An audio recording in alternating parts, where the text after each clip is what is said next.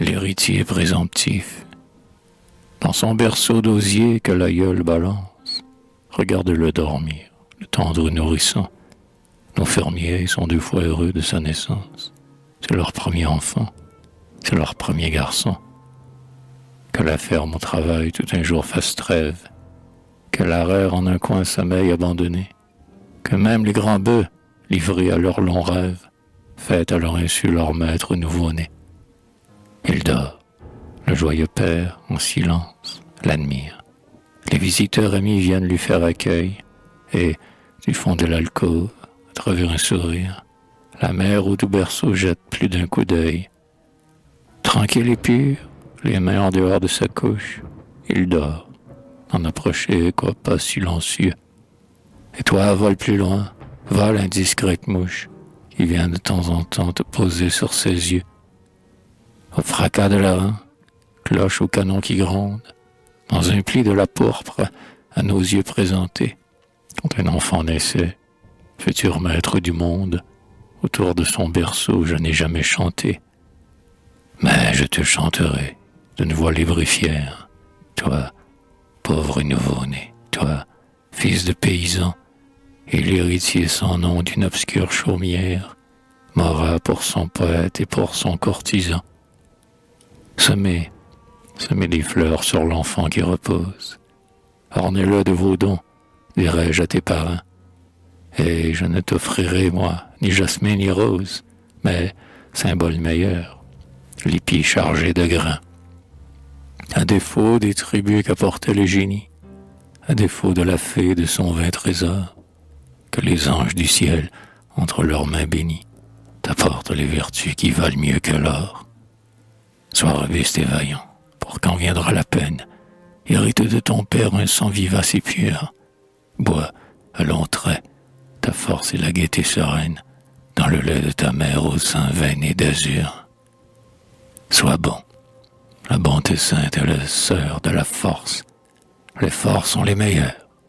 Vois le chêne des bois. L'abeille fait son miel sous sa rugueuse écorce. Sa branche nourrit l'homme et l'abrite à la fois. Sois prudent. La sagesse est la plus sûre garde. Pour semer ton sillon, choisis l'heure et le vent. Rarement fructifie un grain que l'on hasarde. Et, comme l'espérance, il avorte souvent.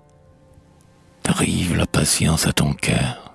Si l'orage a trempé sur le sol ou dispersé tes foins, au lieu d'en accuser le vent ou le nuage, fermier, songe à toi-même et redouble de soin. Crains l'orgueil du savoir, ce vin qui vous enivre. Cherchant un conseiller, médite bien ton choix. Interroge un vieillard plus volontiers qu'un livre.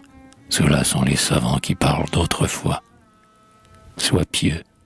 Quand résonne au clocher du village l'appel du temple saint, premier degré des cieux, entre et courbe le front, que cette paix soulage, au pied du même autel où priaient tes aïeux.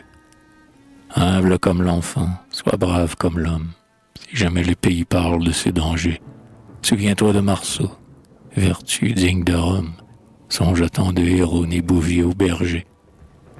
Dans ton berceau rustique, enfant que je vénère, âme ouverte à tout bien, âme close à tout mal, montre-toi digne en tout de Rémi, ton grand-père, dont tu reçois le nom au lavoir baptismal. Celui-là, cœur vaillant entre ceux qu'on proclame, à la neige, au soleil, gagnait le pain du jour, puis, retrouvant au soir les enfants et la femme, sur ses mots oubliés versait ce double amour. Celui-là, sans faiblir des mains ni du courage, menait à 8 colliers ses bœufs dans le sillon, si ferme et si joyeux, même au déclin de l'âge, que sa seule présence était leur aiguillon. Celui-là, non moins saint que le prêtre du temple, avant de se remettre au labeur journalier, disait aux serviteurs, touchés de son exemple, « À genoux, mes enfants, commençons par prier. » Et là, sur le terrain, chaque jour et sans faute, debout parmi les siens, en face du ciel bleu, calme et grave, il faisait sa prière à voix haute, et l'alouette au ciel la répétait à Dieu. Oh, toi, son petit-fils, enfant qui vient de naître, enfant qui les temps peut-être seront lourds, imite ce vieillard, imite cet ancêtre, et tu seras plus grand qu'un héros des grands jours. Ton nom ne vivra pas, écrit dans une histoire. L'histoire à d'autres noms réserve ses faveurs. Il faut s'être enivré du sang d'une victoire pour être mis au rang des dieux et des sauveurs. Non, mais dans les échos de l'heureuse vallée, longtemps il revivra, mieux qu'en un livre d'or. Et les fils de tes fils, de veillée en veillée, à l'enfant qui naîtra le rediront encore.